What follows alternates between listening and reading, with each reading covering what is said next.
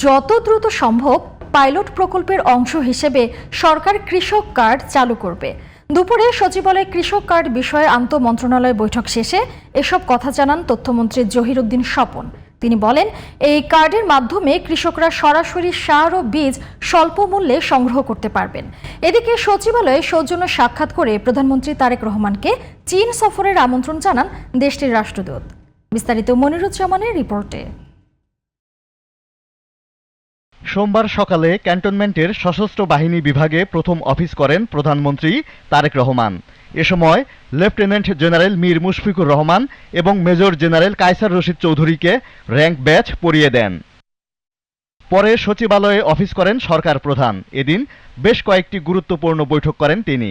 কৃষক কার্ড চালুর বিষয়ে প্রধানমন্ত্রীর সভাপতিত্বে আন্তঃমন্ত্রণালয় বৈঠক অনুষ্ঠিত হয়। পরে তথ্যমন্ত্রী জানান, নির্বাচনী প্রতিশ্রুতি বাস্তবায়নের অংশ হিসেবেই কৃষক কার্ড দেয়া হবে।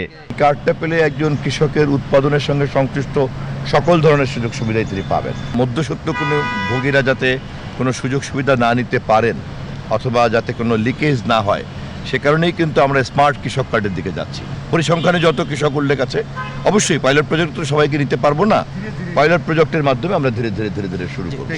এর আগে প্রধানমন্ত্রীর সঙ্গে সৌজন্য সাক্ষাৎ করেন চীনের রাষ্ট্রদূত। বৈঠক শেষে প্রধানমন্ত্রীর পররাষ্ট্র বিষয়ক উপদেষ্টা জানান, বাংলাদেশের সাথে সম্পর্ক এগিয়ে নিতে চায় চীন।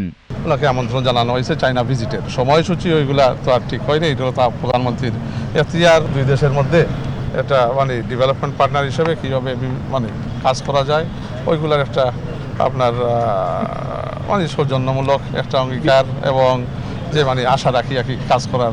জনপ্রশাসন প্রতিমন্ত্রী সহ সরকারের ঊর্ধ্বতন কর্মকর্তাদের সঙ্গেও বৈঠক করেন প্রধানমন্ত্রী তারেক রহমান।